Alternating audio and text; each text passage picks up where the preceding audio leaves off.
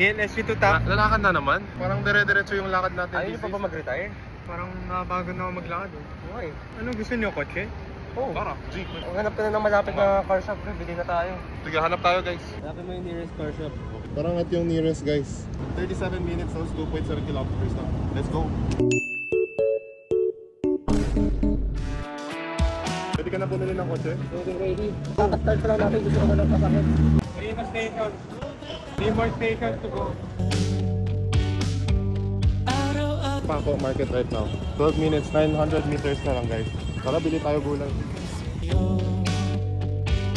Yes, we're here. WM.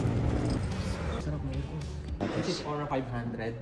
Dalawang variant ng unit natin. Meron tayong Aura 400 and then Aura 500. All leather seat, all power seat na rin po yung driver side at saka yung passenger side. Meron siya hands-free. Pick mo lang siya.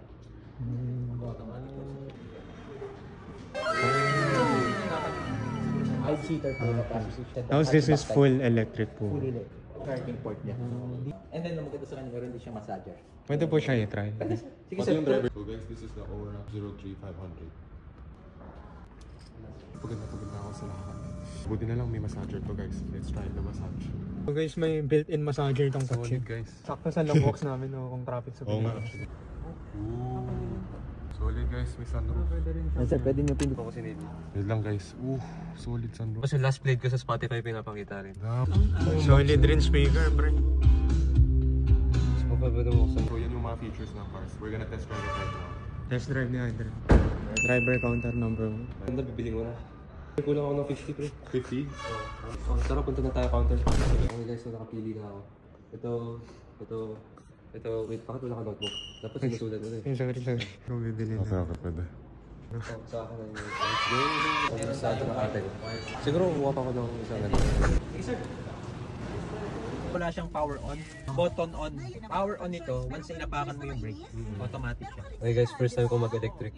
Nasa Tahimik no? guide. Siguro may camera.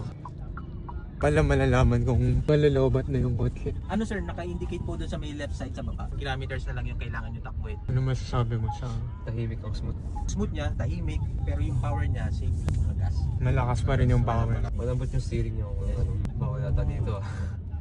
Iko tayo sir. Pati yung labas ng kotse kita mo. Ay, di ko nakatingin sa side mirror eh. Kompleto yung mga charger guys. Oh. May wireless din dito guys. Okay guys. May charging port din dito guys. Every time na may madidetect siya sir, basta may gumilid sa paligid mo sir, ina-aware ka niyan. Kasi halimbawa mga motor, especially mga motor. Uy, shit! Okay.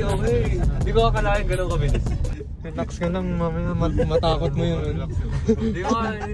Bali, 146 ang horsepower nito. Kahit ganito lang ito kaliit. University counter. Subukan namin mag-park. Sir, press yung P. Yan, okay. Kung sarili siya magre-reverse. Self-driving. Guys, wala siya hinahawak. Grabe. Ina-adjust pa niya. Pwede ito sa akin, hindi ako sanay mo. Labas ka sir, tingnan mo yung accurate yung park. Self-parking to guys. Ito pa ng allowance dito. Okay. Buksan niya. Automatic guys. Solid guys, solid. Oh. Ito na lang. Parking babalik na lang. 5 minutes later. Solid. Tami ba? Kaya alis na kami ah. Kasi akin na to eh. Hindi ka sasama. May sama ako. Ano ba gusto mo? Uy guys, iniiwan na nila ako. Uy, sama ako, uy. Uy, sama. Ito ka pala yung GWM Aura 500. Thank you GWM. Okay. Anyway, bye-bye. Bye guys. Uy, hindi na ako sasama, uy.